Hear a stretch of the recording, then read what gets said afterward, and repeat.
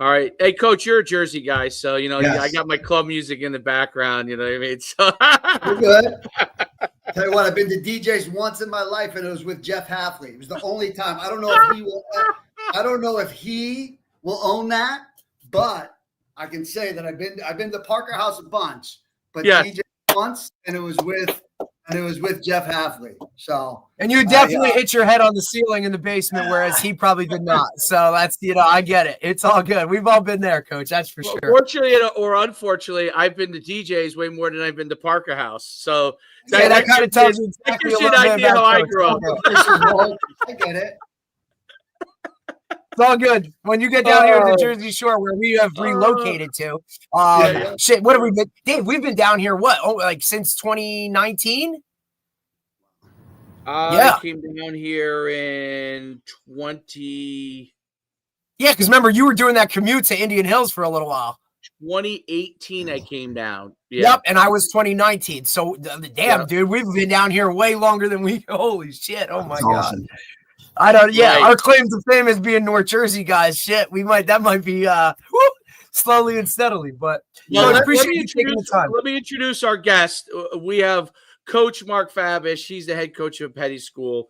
But before he came to Peddie School, and which is one of the top prep schools in the country, before he came there, though, he's been on quite a journey.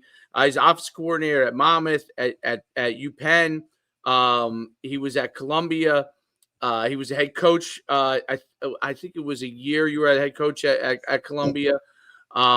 He played at the University of Pennsylvania. Did I get that correct? I think I did. Yeah. Because I remember Bergen County was a pipeline to UPenn. So, listen, Mr. Sultan's gonna love this. Gonna love this whole gig now. Oh, yeah. That's right. You guys probably were there at the same time, right? He's a year older. Yeah, for sure. Older. Yeah.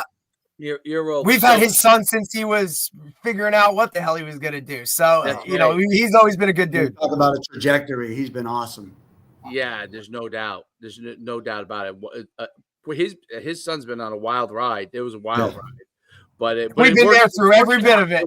That's the good thing. It worked out. Hell yeah. It's great to have you on. Obviously, your experience as a coach, you've been wildly successful. Coming to the prep school this is why we're really excited to talk to you, because it is different from being at the college level. And you see a lot of guys that go the opposite direction, high school to college. But you were such a high level coach, and coming back and coach your prep school, there's a lot that you're able to really impart on young people, which can be very, very helpful. And I think what's interesting about coaching, I want you to go into your your whole background, just in case I didn't do it justice. What I think is really interesting is that with football today, because it's changing so much, you see people like yourself at prep school. You see people like Bill Belichick, who is the NFL, going to college. I mean, who would have ever thought that, right? Yeah. So you're seeing a world that's changed so much in football that coaches are now going to places where they have an interest in being, not just where they aspire to go, as far as career advancement, but also where they want to be. And it may not be for their whole career, but it may be for a time period, but where they want to be and where they want to try out, which I think is really unique, because, when I was in college and you were in college, really the whole path was if you wanted to be a college coach, GA, boom, boom, boom, follow that path. Now the paths are really, obviously Deion Sanders and Michael Vick taking it's so different, and it's I would say Jackson unpredictable. And there's good and there's bad with it. There's definitely good and there's bad with it. But I think overall,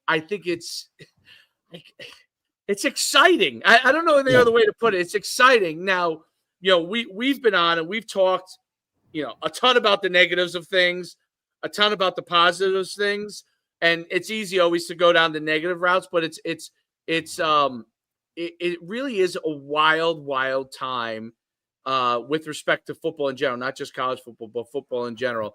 Talk a little bit about your journey, obviously, as a player and coach.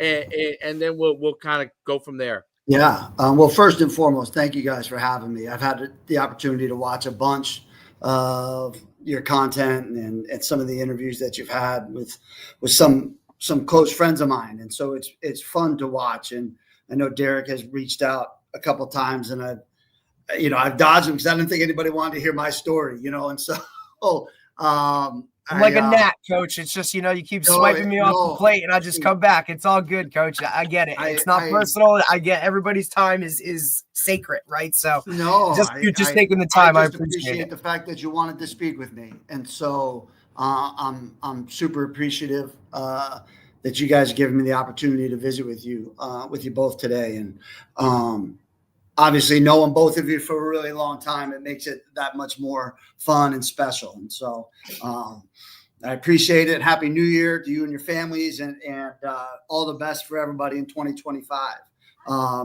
As far as my journey, I'll try and give you the Cliff Notes. I don't know if kids know what Cliff Notes are. I don't think so.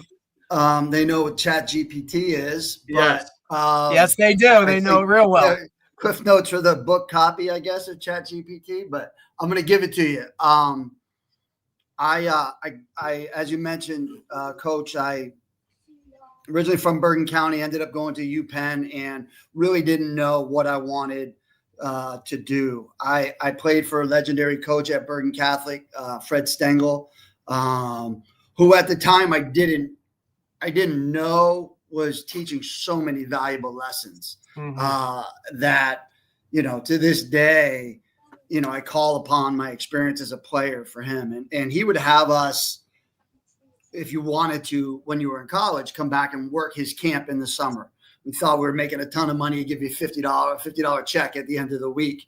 And I thought I was breaking the bank. And so I kept coming back to do that. But, I think summer before my junior year, we were working the camp, and he said, what are you studying at UPenn, the Ivy League? What are you studying? And I said, history. He goes, forget that. You're going to be a coach. And I said, okay, whatever, on to the next drill. And it wasn't until I got into it that I remember him actually saying that to me. And I think he would claim that he does remember that in 1995, he did say that. I think there's no shot, but but he did say it, and I'll remember it to this day. And I don't know what made him say that to me. But it did stick. And when I graduated, I, like all of us, right, you have the aspirations of trying to play. And my senior year got cut short by an injury, and I still felt like there was something left in the tank. And so arena football was a little bit bigger then, late 90s. There were teams playing at the Meadowlands. There was a team playing in Madison Square Garden. There were teams playing up in Albany. And what they used to do was they would allow you to practice, not being under contract. If you signed a waiver and they needed practice players, you'd go and practice. So I did that, and then thought that was going to be, my way of continuing that journey. And while I was doing that, I started coaching at the high school level. I substitute taught and coached football and track at Depascale while I was chasing that dream under Jackie Moore before Coach Toll got there. That's how long ago this was. And so did this that. Is when they were not the Don Bosco of Don Bosco days with Coach Toll. That's for sure. A lot of people don't know that, Coach. They really don't know the history of Bosco. Really kind of, officially started when he got there. And no doubt about it. It's totally different. 1999, 2000. I mean, he changed, and I credit Coach Stengel and Coach Toll together. Yep. Because without one of the like what they did to elevate the game in North Jersey. Yep. And obviously Coach Carthage and Coach Hansen. I mean, 100%. Those guys are all that Mount Rushmore of that foundation of what they built it to where Jersey got on a national level. Everybody knew Bergen Catholic a little bit. Nobody knew those other schools, right? And then those guys kind of just, even as much as they like to battle on the field, collectively together, really, in my eyes, put away their pride, right? And that kind of whatever for the good of the group. for the good Oh my of the gosh. state. And that's really kind of, so you were right in that transition era where those guys started to kind of, hey, this is something way bigger than it was. I mean, that's the thing. You talk about, all right, they write books about the greatest generation. I mean, I played against Vito in the state championship game. I played Pop Warner against Dan Sabella. The all-county team in Bergen County in the fall of '92, the two quarterbacks were Vito and Danny Sabella, right? And played against Ralph Sinkyu, who's doing a great job over at Clifton. I mean, that was the era in which we played. And then, so I did Don Bosco for a year. And again, I promised the Cliff Notes. I don't know if we got a time cap on this thing. No time cap. You're good, Coach. So I was coaching at Don Bosco. I was getting ready to do my second year there. Went to a Mets game with my dad. We would go every Sunday. Come out the tunnel. This is now, let's say, late July of '98. And out of the other tunnel adjacent comes a high school buddy of mine, and he was coaching at Del Barton. And I said, "Hey, what's going on?" He says, "I just got a job at Rutgers as a GA." I'm like, "Oh, that's awesome." He's like, "You got to check out this website." The internet was different back then. It wasn't Football Scoop. It was a website called K-Coach. It was check out kcoach.com. I check out kcoach.com that night, and Monmouth posted a job for a restricted earnings wide receiver coach. And my buddy who I ran into was Mike Bajakian. Mike Bajakian. And again, you talk about the greatest generation. Like Mike Bajakian went on to be, just got hired as the offensive coordinator at UMass, but prior to that was at Utah, Northwestern, Tampa Bay Bucks, Tennessee, Cincinnati. I mean, the people that he coached, Antonio Brown at Central Michigan, Travis Kelce at Cincinnati. I mean, just the who's who of NFL superstars. Jameis Winston with Tampa Bay. And so, long story endless, we'll go to an interview at Monmouth, not knowing, no prep. Now you go to interviews, you got to put a book together, you got to have cut-ups. I go down, I teach Coach Callahan and Rich Skrosky, who just two of my biggest mentors. I teach them some releases and did it with a little bit of energy and enthusiasm. And they offered me the job. I think, they weren't sure if I'd take the $5,000 a year job, but they gave me a pillow and they gave me a meal card and never looked back. And while I was at Monmouth, was able to climb the ladder a little bit and go from a receivers coach to quarterbacks to coordinator, and work alongside and coach some amazing people. Like starting with Kevin Callahan and I know Derek, you guys have had, and Coach Schuman, you guys have had Scott Van Zyl on here. Yep. Scott is a close friend, and Brian Gabriel, who's the offensive line coach there, and you look at what they're doing now with Jeff Gallo as the offensive coordinator. I had the opportunity to coach Jeff, work alongside him, and Coach Callahan's son, who was 6 years old when we were on the staff, is now one of the best. Now he's the guy. Oh my gosh, one of the best receivers coaches in the country. And when given the opportunity to bring some along to Columbia when we got there in 2015, Kev was one of the first people that I reached out to for a similar role that Coach Callahan provided for me back in 1998. And so had stayed at Monmouth for 10 years, 10 seasons, I believe, and just felt like I needed to. I didn't have kids. I had a girlfriend at the time who's now my wife, but I felt like I needed to see what else was out there. And Darren Rizzi reached out, who was at Rutgers, and another Bergen Catholic guy. Yep. Doing a pretty good job with the friggin' Saints right now. I'll tell you that much. Yeah. Unfortunately, I don't think he's going to get it, but damn. I hope someone is going to be lucky to have him. He is a culture changer, a culture builder. And he is fiery. Oh, the best. He's the best. And so I go from learning from Coach Callahan to working for Darren Rizzi, and just talk about building a program.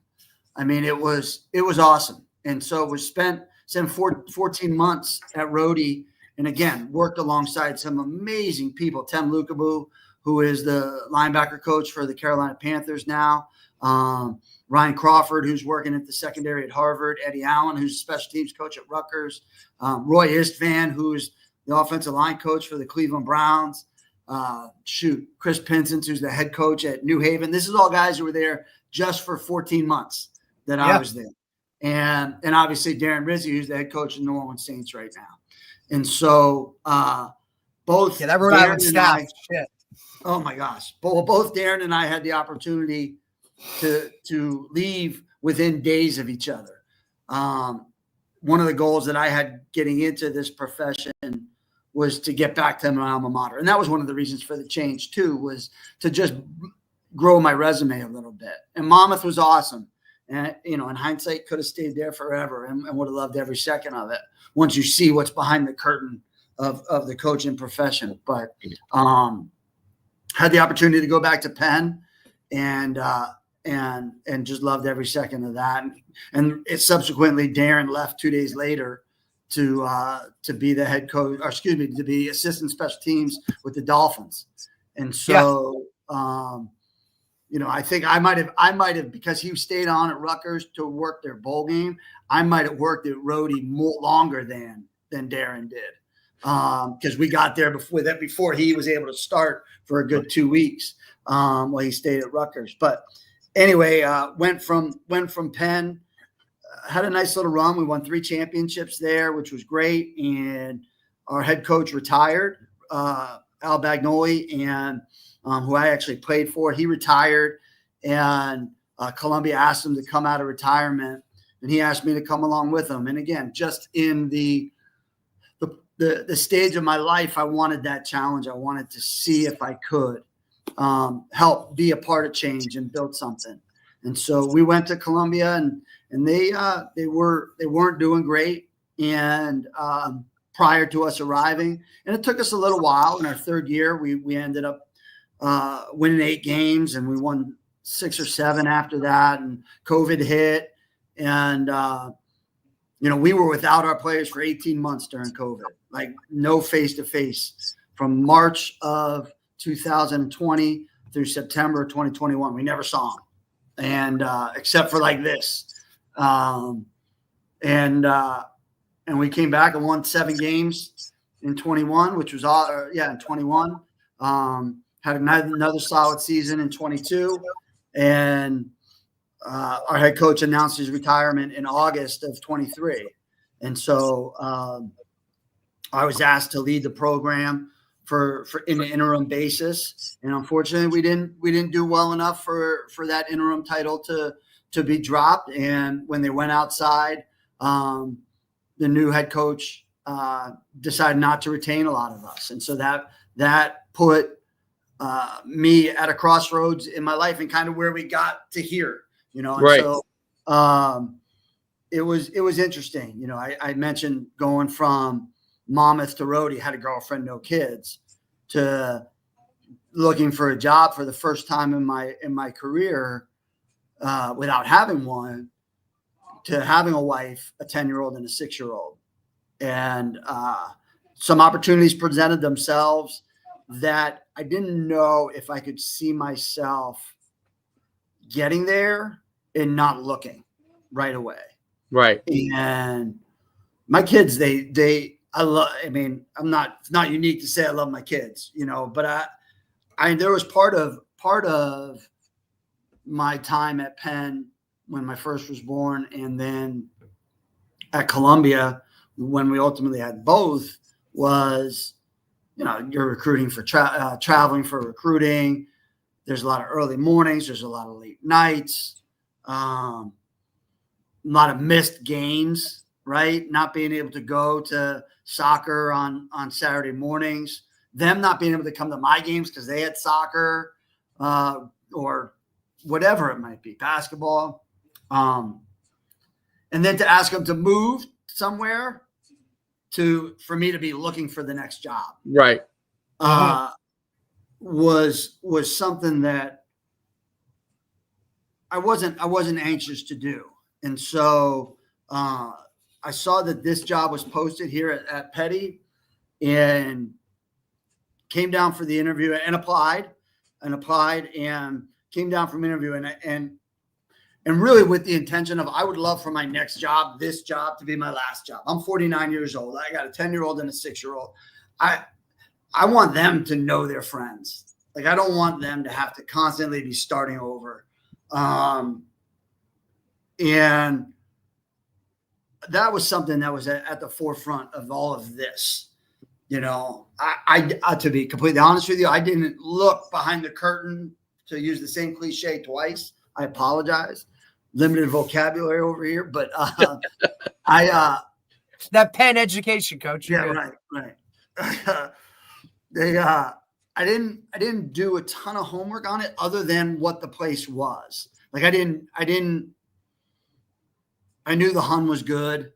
You know, right. I knew there was a history with Chris Maleo here, having done an outstanding job, but didn't do a ton of research on the time that had gone on in the middle. I came to campus and I'm like, I could be here. You know, this is real. It's literally, we're halfway between New York City and Philadelphia. We're 1 hour either way. It's centrally located for our families. We're 45 minutes from the shore, right? I mean, it just made too much sense. And I said, I could do this. Like, I could build a program. And then I got here, I looked behind the curtain, saw that it wasn't in great shape. You know, I mean, and that's the reality of the situation. COVID hit the program hard, and not having played in 2020 to having to build back up at a place like this that has a very niche target pool. And so you got to work at it. You got to open your doors to the right people. And when you do, you'll be okay. But it wasn't in great shape. And so we didn't have a great year, but I tell you what, we built a culture this year that I couldn't be more proud of. You know, with limited numbers, we went toe to toe against some really, really good people. And in every game we played, you know, we play a full 48, you know, but for the first 24 of almost every game we played, it was super competitive. And then we got worn out, but we got some really talented individuals. And now it's my job with a normal admission cycle to try to get us to a place where we can be competitive for the full 48. And, you know, I'm optimistic that we'll be able to do that. I apologize. That was a lot. That was great. That was great background. See, that is the Ivy League education. Yeah. You were able to give us a really good full background. Probably 26 years right there, Coach Schuman. Yeah, that's it. But most of the guys are like, well, I'm at so now. That's that was phenomenal. So you know what's interesting? So Peddie School, and you mentioned Hun. Peddie School, do you guys have like the 5 postgrads? We have 4. 4, okay. We have 4. And so like when I got here, it was the normal admission cycle for our schools. Like the application deadline's coming up January 15th. Admissions decisions go out March 10th. And then the answers on those admissions decisions are asked to be received by April 10th. So that's like the NLI, National Letter of Intent. Yeah, not NIL. That's like the day that everyone signs for if they're going to go to an independent school, would be April 10th. I got hired on, say, April 14th.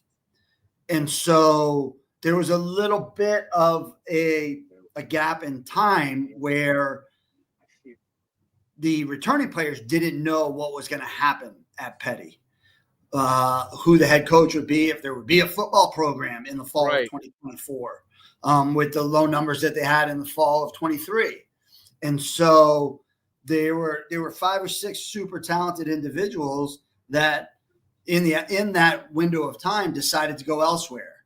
And that was a gut punch to just have 5 kids that that would be able to help the program going, and we had to play against 3 of them this year. Wow. And so it's really tough.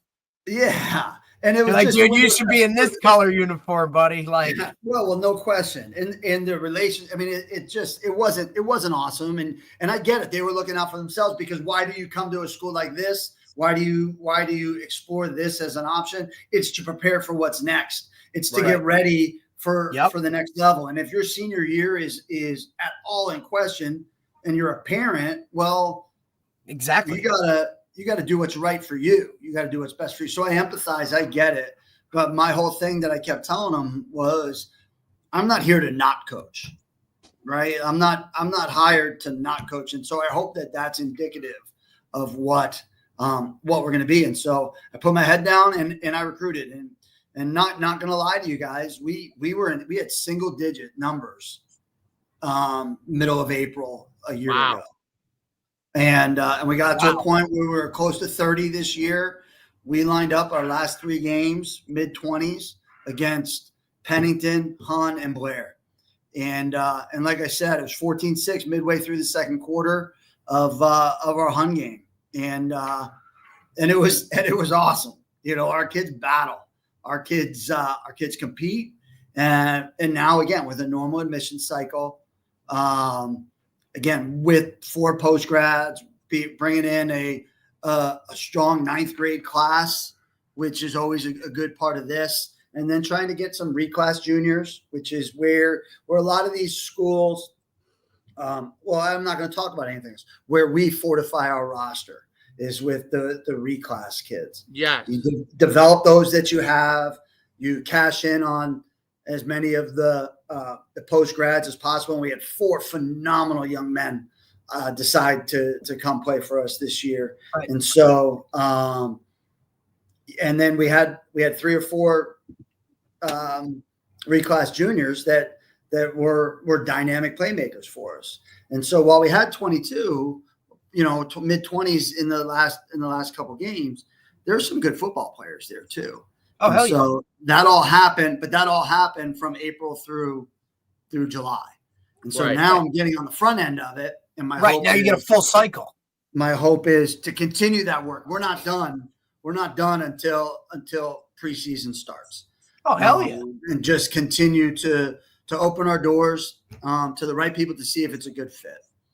So how does Peddie approach what they try to do to package for players? Like all the prep schools do slightly different things. How do you guys approach it? It's very similar to the Ivy League, which is another draw for me is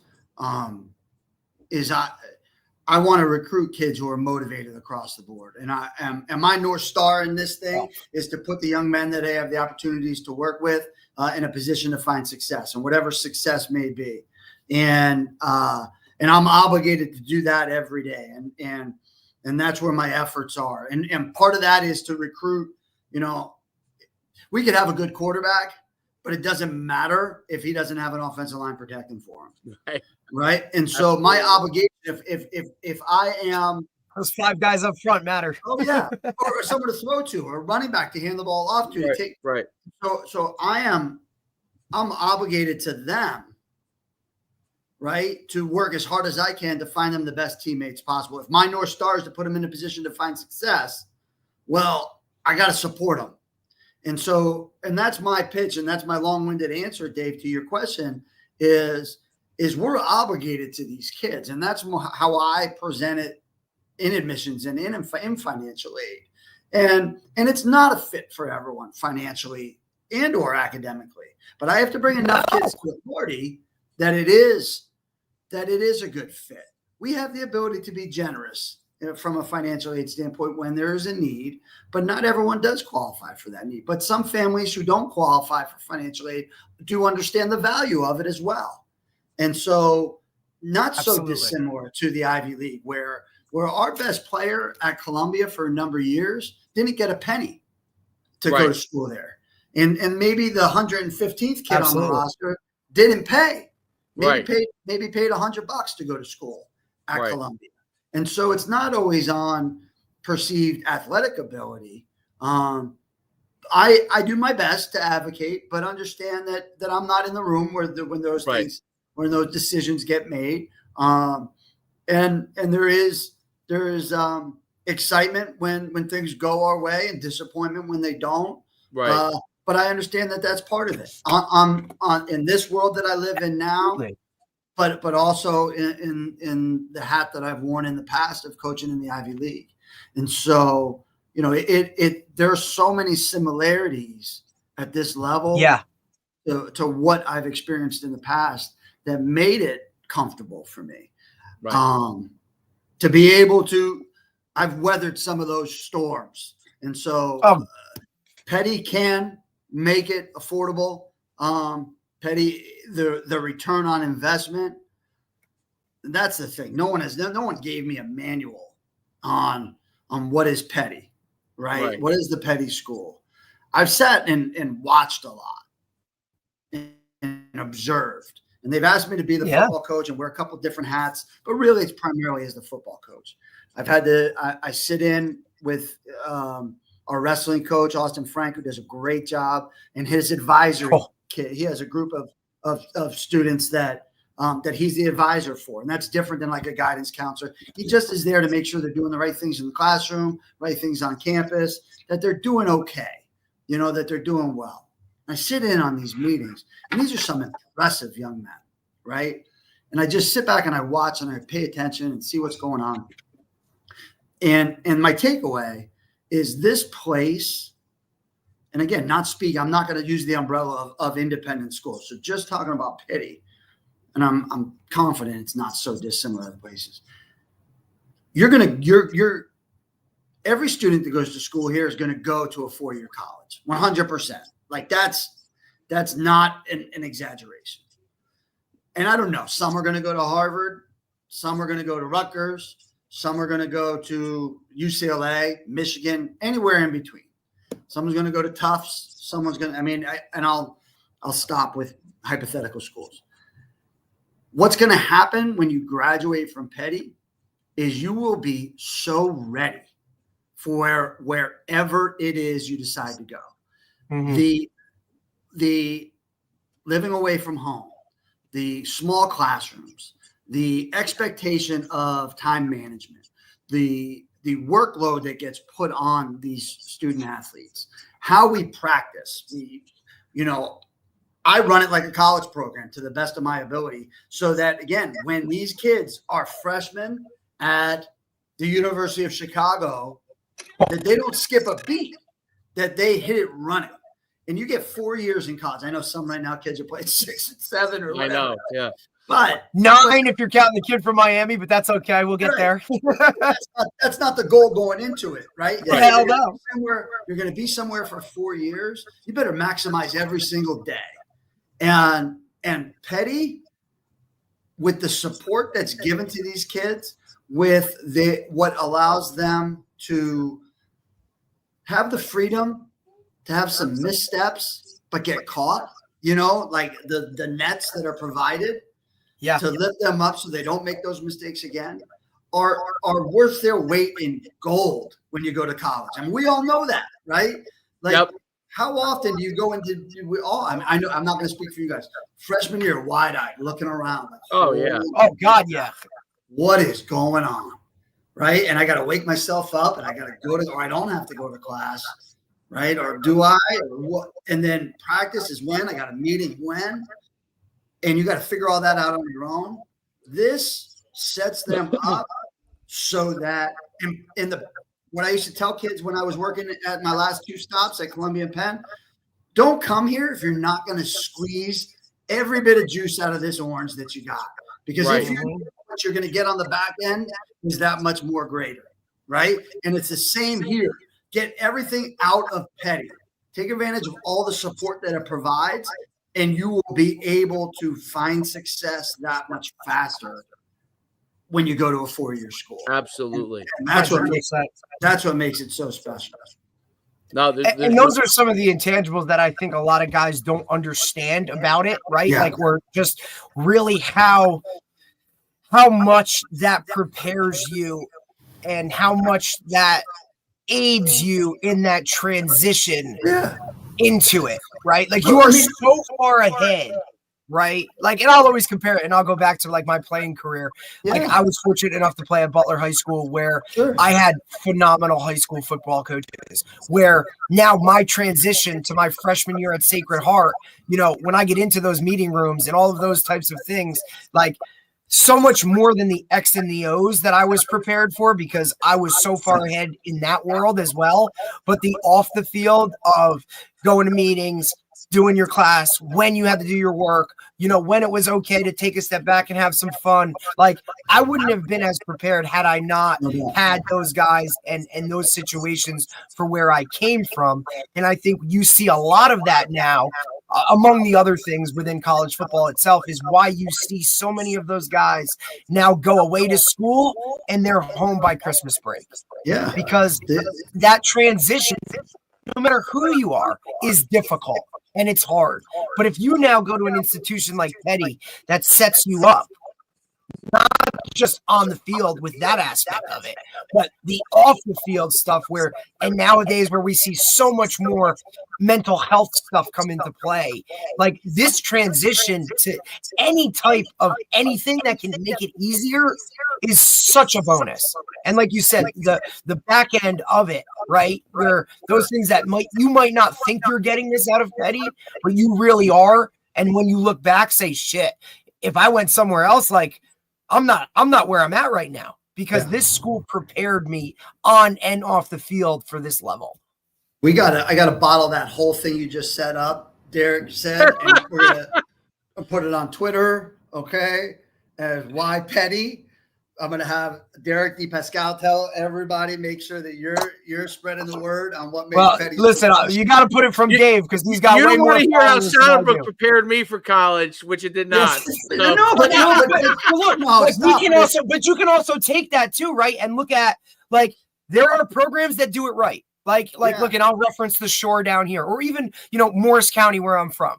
You look at the schools that, quote unquote, win every year, right? Like, you can almost predict the high school playoffs of who's going to make it before the season even starts, because those institutions, those schools, they do it a certain way. And if they've done it that way for a really long time, they've continued to tweak little things here and there to keep it going, but they have a process and a track record of what it is. And this is how we do it, and successful. And then you look at some programs that they're all over the place, and maybe they hit on one year, but it's not consistent. And then just look at those players and track those guys for what happens in the next level. And they come back, or it's this, or they play the playing game, right? It's not me, it's this, it's that. It's all of these other things. Had you not been prepared, like, within these certain programs, like, now you're just, you're going backwards rather than forward. And so many parents want to just see the new shiny new penny and jump on it and this and that without doing any of their research, or, trusting in the process and trusting in people that genuinely, care about their players. A lot of these guys say they care about their players, and then, the first picture they post is of themselves coaching. Like, I'll never understand that, right? Like, the whole, like, when we win, it's all you guys. When we lose, it's all on me. Right. That type of mentality to it, I think, is the difference between really good programs and programs not so good. So you can look at the positives and the negatives, the pros and the cons of, extremely, like, situationally. And Dave and I do it all the time when we compare, Butler to Saddlebrook, very similar type places. And, Dave was shocked when we would have Butler guys on here, the amount of viewers and things like that. And I tried to explain to him, dude, it's like a cult up there. Like, you know what I mean? Like, but this is what they buy into. This is what they do. And it's track record to be pretty successful. And now you kind of look at Saddlebrook, right? And you can pull out some of the things. Yeah. And it's kind of up and down, up and down, up and down. The consistency, and it's hard because, like, we grew up, or, you just watched Alabama with a hell of a run. Like, that's almost, like, that's not the norm, guys. Like, you know what I mean? Like, it's really hard to win one game, let alone win national championships consistently, like Nick Saban did, or Alabama did. And now, who's the next one that's going to do that? Right? Like, what's their process and how is it going to work? Is it going to be the Dion route? Is it going to be the Dabo Sweeney route, right? You're seeing these things.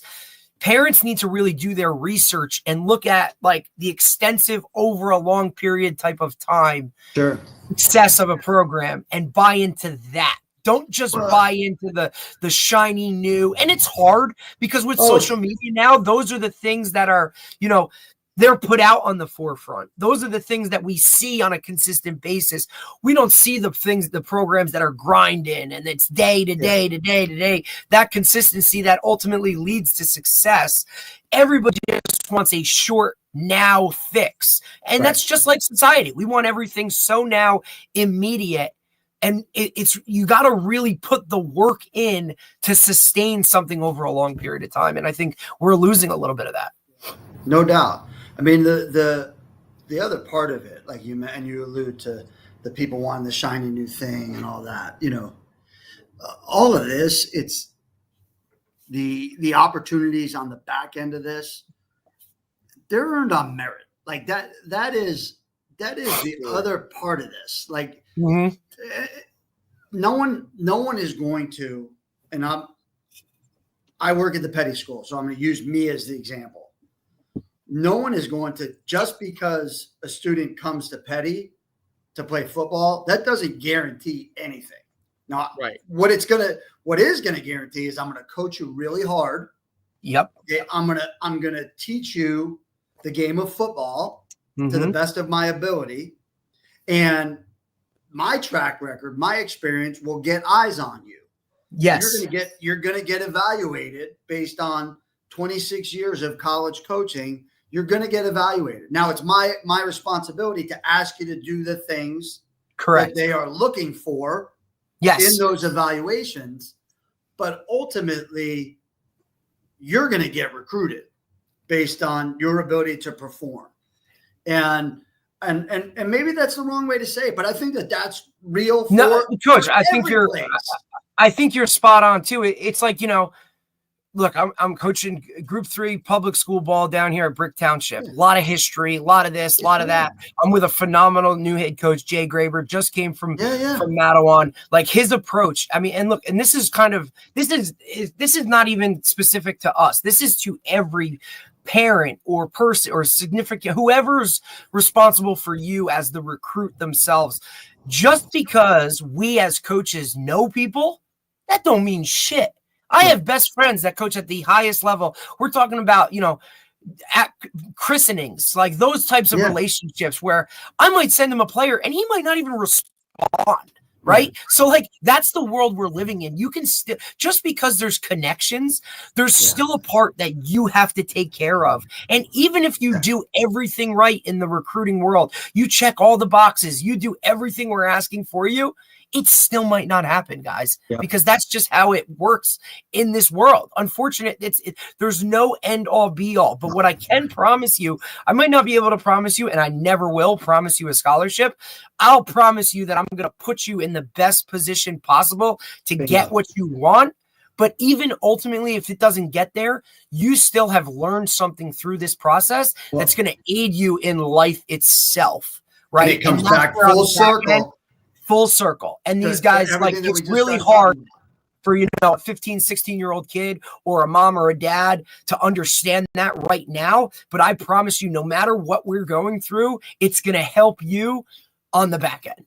You're going to be ready. Like, you come back to that preparedness and that being ready for what's next. Like, that's put them in position to find success. They're going to be successful because they came to school here. I promise you. 100%. You probably have you will. I mean, because you're building. We're getting there, Dave. You're going to have high achieving parents. You're going to have high, especially the pay school, the independent schools, that have high expectations for what they would like their kids to accomplish, and then there's varying.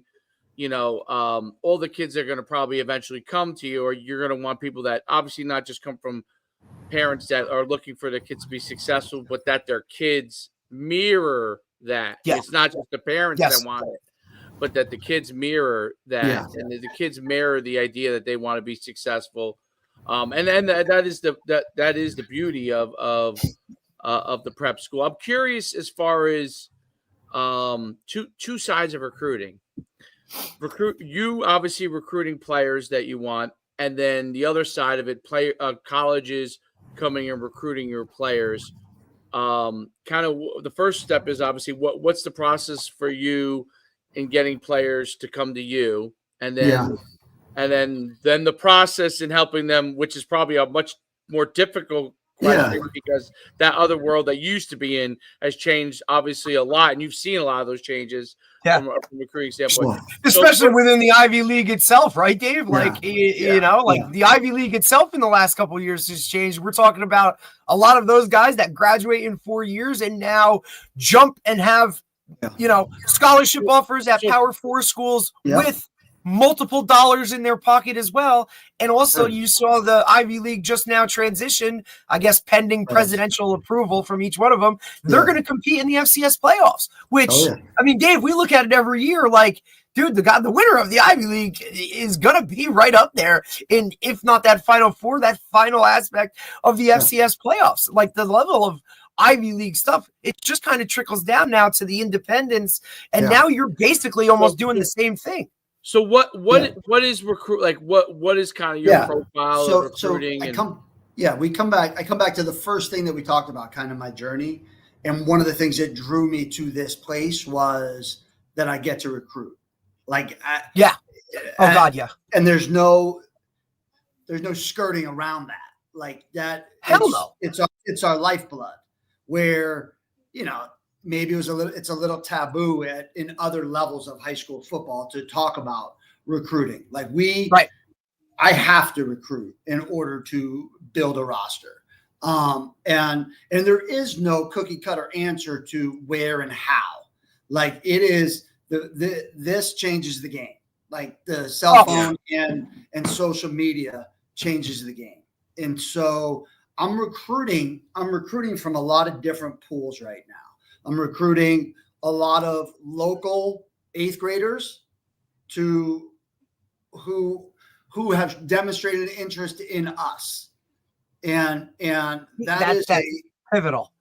Yes. And try to build and regardless of the pool that I'm recruiting from, Dave, it's all about building relationships. And it's not about what you win with people.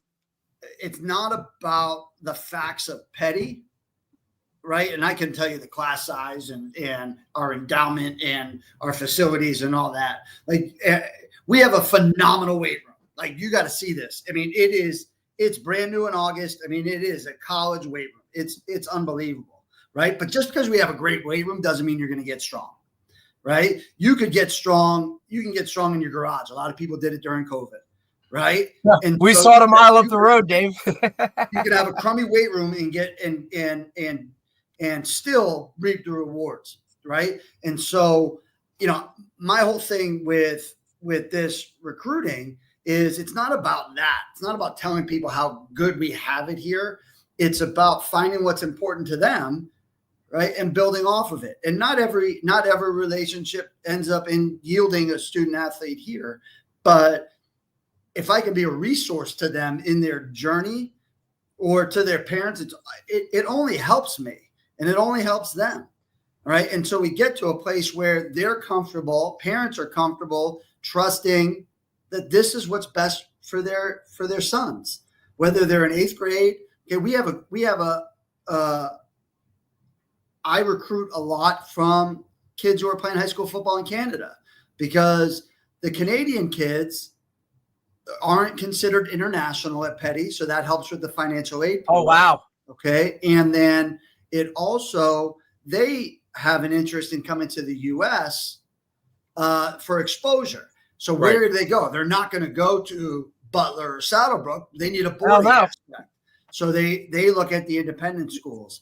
And quick question, Coach, you're freshman through senior, right? Like there's no middle school? 9 through 12 with the ability to support 4 postgraduates. And so the 4 postgrads then become position needs. And all along the way, so we're recruiting the 8th graders, we're recruiting the student athletes from Canada.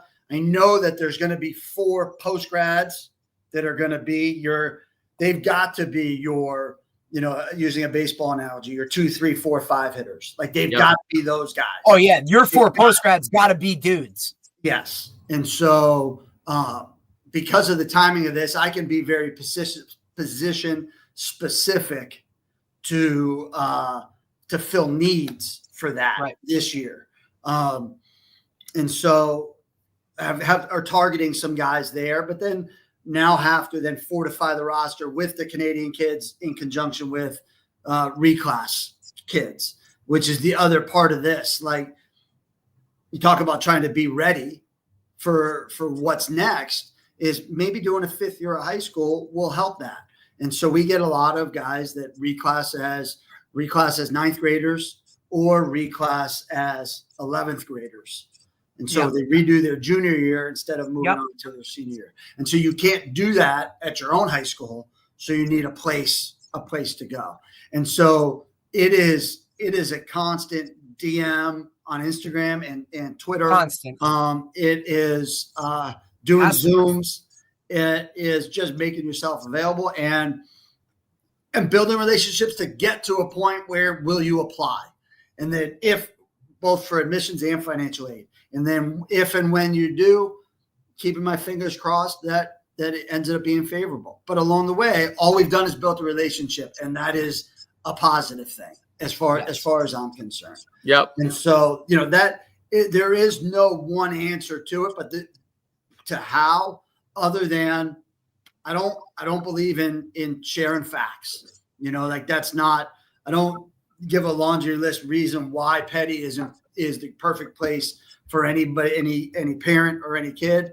I just let them know that I'm going to take care of their sons and work my butt off to help them on their journey. And really that's all that I can do. And if that's all good you can enough, control, really, right? Like there's a lot that, we talk about all the time, control the controllables. Yep. Here's what I can control. Here's what I can do for your son or whatever, and whatever sport is working for Peddie itself, right? Because I'm sure collectively as an athletic department, right? Like you want people that are, all the same vision, all the same type of kid, right? And that kind of goes across the board, which is, a little bit harder. I've seen, obviously, I've been fortunate enough to be in a private school setting, in a public school setting, and all these other times. When you can get a culture within a building, right? And now, every sport is kind of aligned rather than every coach kind of doing their own little thing here, right? Like those have been the most successful places that I've been where, sports still need to matter, right? In terms of a bigger picture, there's a reason that there's an athletic director, right? And other guys are, supervisors of history or supervisors of language art, right? Like, but there's an athletic director. So I'm literally paying a guy a salary to worry about athletics. So if people don't think athletics matter within a building itself, like that guy is he's just as much, right? Like principal, vice principals, athletic director, right? Like that stuff all matters across the board when you're talking about bigger picture. Right. And then those are the types of, there has to be, I always thought this, my viewpoint on recruiting is there's got to be both of us have to want it. Yeah. In order for it to really, really work. And what I can do is I can disclose, some of the things I think you want and what we can offer here. And if that works for you, let's go. Right. I'm all in. But if it doesn't, I'm also not going to sit here and waste my time, right? Pounding the dirt, pounding the pavement to force something on somebody that doesn't really want it and then ultimately won't work out in the long run, because that's wasting both of our times. No doubt. No, I'm with you. Is recruiting coach changing now? So when recruiting your players, I mean, I know it's changed a lot, but is there anything changing from that standpoint with respect to how they're recruiting prep school players? Is that changing at all? Or well, there's a lot going on right now, and I know you guys are well aware, but it is so trite, right, to blame things on NIL and the transfer portal, but I'm going to. because I mean, for the first time, the BCS schools did not recruit off campus in the month of December. Right. And so FBS schools were in a dead period till 2025. Everyone recruited from their desks. And they had quiet periods where students could come take official visits at their places, but they weren't allowed to recruit. So our guys who here had strong senior seasons, didn't have a single FBS school be able to come and even eyeball our 6'7", 210-pound quarterback. Like nobody's been able to, an FBS school hasn't been able to see him in person. Say that again, coach. Size measurables. What was that? 6'7", 210. There you go, Dave. And so, I mean, yeah, not bad. Like measurables alone. Here you go. Every power four. And then FCS had a limited contact period. They were recruiting from their desks as well, trying to replace the kids who were going up. And so it just is that because of the transfer portal period? Yes. Okay. Right. Dave, the calendar, right? And we've talked about this numerous times in every level college coach that comes. D3, D2, NAIA, even JUCOs. The calendar itself is so out of right. Like you got an early signing day, and then the portal opens, and these guys are still like playing games. So I just want to understand. When the portal opens, they're not allowed. So they're not allowed to go off campus. So like for example, like when you were probably being recruited, and when I was being recruited, I got almost all my offers in December. Okay, yeah. Doesn't happen. So, I mean, that was old school. That was, I know everybody gets early offers now, but they don't even do that anymore now. They can't do that. Okay. No. And so this year, if you weren't offered in the summer, right, it was gonna be tough. Now, it was gonna be difficult, and so it was eye opening. And now we got to see what we can do, because we've got good players, and they're good players. They are, and it again, they come up with the same stuff. But I apologize for the cliches, but they're good people. They're good players, and they are phenomenal teammates, like the best teammates that anybody could ask for. And I just want people to see them. And now, the other hard part is the roster size being trimmed has eliminates walk-ons from the FBS. Yeah, those PWO program. Spots you buy. So everything is kind of shifting, and I don't know if, and I don't want to again speak for anybody, but I don't know if anybody knows what it's supposed to look like yet. I don't think anybody does. Roster size, we're not able to recruit 12th graders, right? You know, like where everybody is shifting. You know, nobody's developing. Nobody is recruit and develop. It's because as soon as you develop somebody, they're going to get taken, gone. Right? Think about taking that high school kid that's a 3-star, 2-star, 1-star that like, look, I need to work with him for a year. Then he can probably play some specials for me. And then junior year, he'll have that opportunity in camp to maybe win a job, or he's just a package player and he's only in on this or that.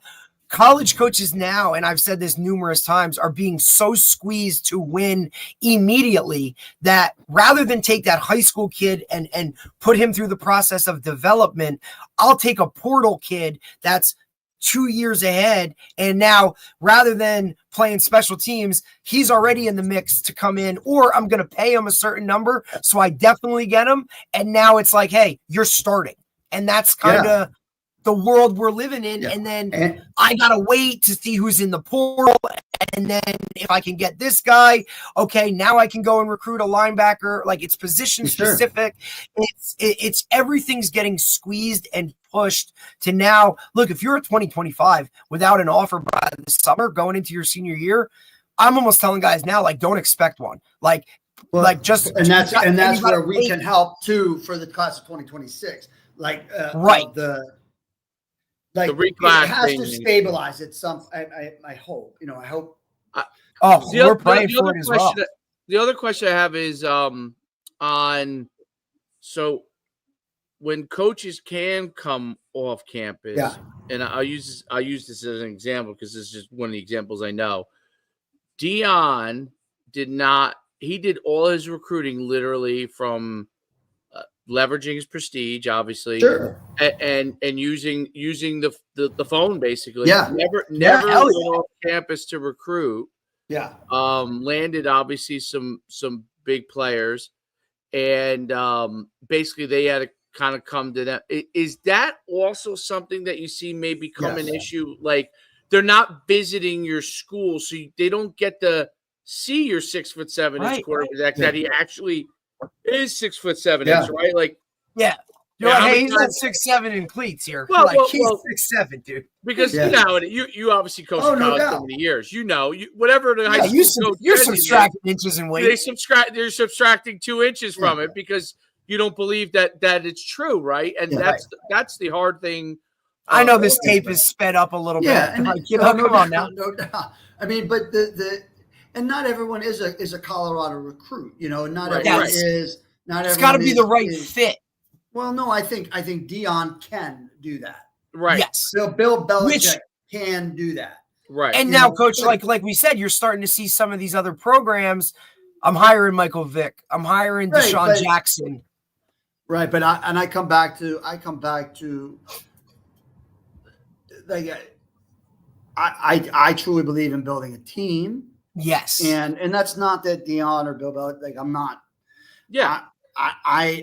I think I can build the relationships to get enough kids excited about a place. And I think that their competition, whomever it may be, is gonna recruit a certain way to try to counteract the fact that Dion is FaceTiming once a night. Well, then we're gonna have to do something to try to, and maybe it's in person. Maybe it's I don't almost know. have to find your niche. They're just creative ways to find ways to compete and win, you know. And right now, like there are big dogs that we're competing against that are recruiting the same kids.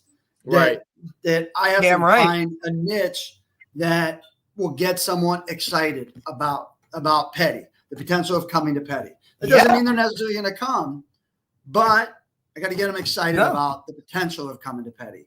And then do something a little bit different than our competition, just in terms of outreach or relationship building that is important to each individual to try and get it to a point where he wants to come to school. But yes, not necessarily what you're asking, Dave, but like it's a real thing that that people are not as much boots on the ground as they once were. Which is crazy, right? Because those guys, I mean, look, season ends the next day, my bags are packed and I'm on the road and I'm hitting, you know, I got to hit 20 schools in the DMV area. And this guy's got this prospect and hey, the head coach is going to fly down and meet you here, but then he's off to go do whatever somewhere else. It's so different, right? Because look, at a program like where I'm at, where it's mainly a lot of D3 guys or D2 guys, like there's still boots on the ground. Whereas these higher levels, it's all different. And I'm still coaching our team to win a bowl game while, you know, the other guys are off doing recruiting stuff or we're here now. And look, Dave and I have talked about this numerous times where now you look at higher level college programs, the staff's expanding and really coaches are going to coach. And then you're going to have guys that are, you know, like you're talking about Andrew Luck becoming the GM of Stanford, where he's going to have total control of the entire program, like above a head coach. Like, dude, you coach, do the X's and O's. We'll handle the pool of players that you're going to have. Like, staffs are expanding. There are guys that are going to be responsible for recruiting high school kids. You're going to be responsible for recruiting portal kids. You're going to be finding niches or whatever. It's just crazy to see how it's all changing and at the speed that it's changing. Where, look, even if you had a son who graduated a year ago, and you went through the whole recruiting thing, it's different for now. Your son who's coming up through it now, right? Like, I can't even imagine what it's going to look like when Dave's son, who's 10, who's going to be a freaking high-level recruit. I'm calling it. Yeah, 9. I'm pushing him here, Dave, right? He's 9, though. And Peddie, Dave still wants me to be a quarterback, coach, but if coach is still I will stand on my damn podium that this kid's going to be a power 4 safety. I promise you. Like, I'm rolling with that. So he gets 3 snaps every series. But I know Derek wants him at safety. This has been a battle for years already, coach. It's only going to continue. So one question I had before because I don't want to hold you too much longer. One other question I had is your experience in college, right? When you now as a prep school coach call up, your friends that are coaching in college, obviously you have guys at all levels, and you call them up and say that you have a player that you think is good.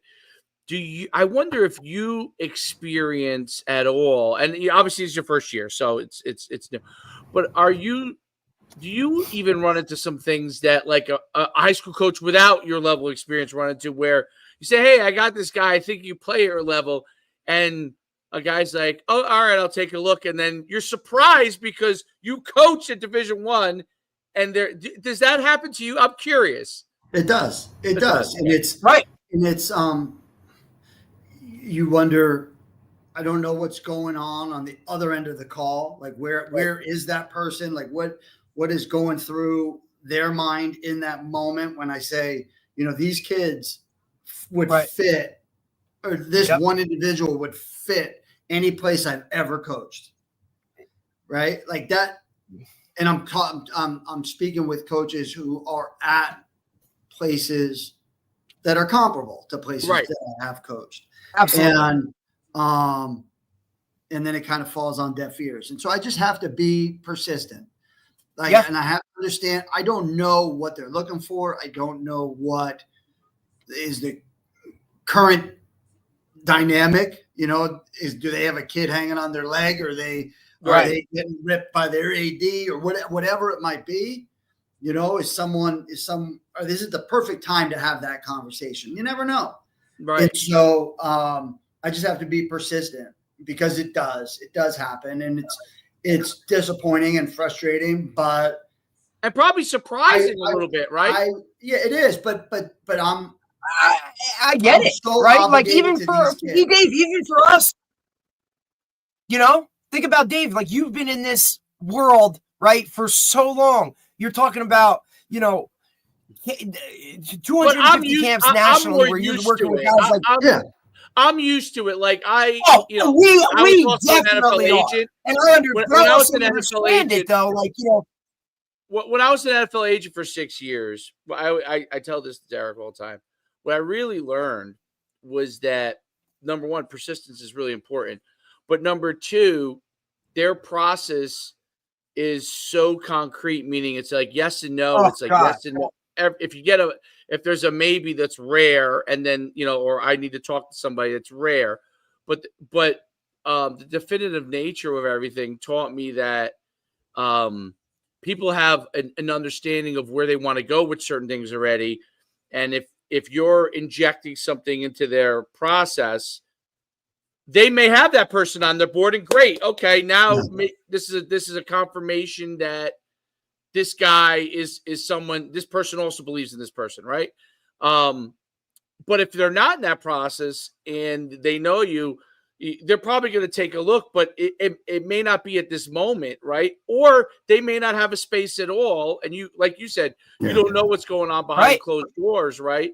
So, but that taught me a lot. Like I always, like, the best experience I ever had as far as understanding how football worked from one side of it was when I was an agent, and it was amazing because you would have great players that would get in, and then you would have great players that wouldn't get in, and you had to learn like what was really required and what each individual team.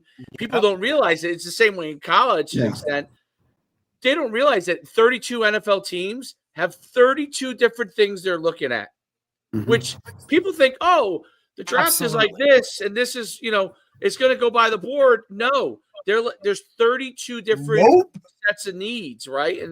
And college the same way. And that's why I asked that question, because I'm curious, as someone who coached in college at a really high level and was on one side of it, right? Yeah. If now that you were experiencing the other side of it, because when you recommend someone, everybody knows if you're calling up about them, there's a pretty good bet that guy can play at that level. Yeah. It's just whether those guys have the capacity, to take them on. Yeah, I mean, I don't think they don't do it to stick it to you. You know what I mean? I don't. Although sometimes I definitely feel that way when I get ghosted, and it's like, hey, dude, I was at your kid's baptism, and you can't even tell me, like, nah, not for me, or you, like, especially with everybody walks around with their phone in their hand, like, how do I not take this personal? But I also understand, I know you're answering to somebody else, right? And look, and Dave and I have this conversation all the time. There's a lot of coaches, high school coaches in New Jersey, that feel a certain type of way about Greg Schiano because he doesn't recruit their best player. And every coach in New Jersey feels like their best guy should have a free ride to Rutgers because it's the state school and this. But he has a calculated way of who he recruits, how he does it. And if you don't fit into those measurables or those boxes, you ain't getting recruited. And I just feel like a lot of high school coaches don't understand why that process is the way it is, but it is. That's how it works. Exactly. He gets paid a lot of money to win football games, and has a track record of being able to do it. And in order to do it next year, he's got to continue to win, and none of it is. He's got to look 3 years down the road and project. Personal. Like, it is what it is. And it stinks because, again, my obligation is to my players. My obligation is to do everything that I can to help them find a home that they are excited about. And so we just have to keep making those calls because someone will take it. Someone's going to be lucky to have it. Like, I know that someone's going to be lucky to have these kids. And I'm going to be proud wherever they end up because I know they're going to do it the right way when they get there, No doubt about it. Absolutely. Because Peddie itself has prepared them for those things. See, let's go. Sign them up. That's it. It's been great having you on, Coach. It's exciting to see what you're doing. I know you got in that conference, between Hun, Blair, and you guys. Lawrenceville. Yep. There's a battle. I mean, look, and you jumped the border, Dave, right into Connecticut, where prep school is still a thing in Connecticut, where there's a lot of prep schools up there that, are very comparable to it. And it's right across the border. And it's, look, like you said, you're very centrally located. So location itself, you drive an hour in any direction and you're hitting on an appeal for someone in some way, shape, or form. I mean, Coach, like I said, I really appreciate you taking the time and opening the eyes of a lot of our viewers that, this is another route, right? And it's a highly successful one on the back end if you want to make this choice. No, thank you guys. I mean, it's fun to catch up. Regardless, it's neat that we're absolutely, Coach. It's just a good running conversation, and I appreciate the opportunity to catch up with you guys. It's been forever, and so again, I mentioned it while we were off. This is the first time I get to see Coach Schuman face to face. I was chasing him throughout my high school years, trying to keep up on the high school track. I don't know if I ever caught him. Not to mention playing against some of the highest level coaches in the state themselves, right? When they had helmets on too. So, oh my gosh. Lining up against Vito and Dan Sabella was something else. So it's neat. Coach, it's a neat fraternity that we get to be a part of. It really is. People. No doubt about it. Hey, Coach, have a great new year. Enjoy. Now, do you live down there? Do you live? Yeah, I live on campus. Yes, I figured. Wow, look at you. That's awesome. Cool. This is like school ties up here. Yeah, exactly. That is. Get Brandon Fraser to come play quarterback. That's it, buddy. Yeah, you can do a cameo. Come on back, buddy. Come on back. Yeah. All Happy right, New Year, guys. Have a great New Year. We'll Coach, see you you soon. too. Enjoy your day. We'll talk soon. Thank you again. Thank you. Bye.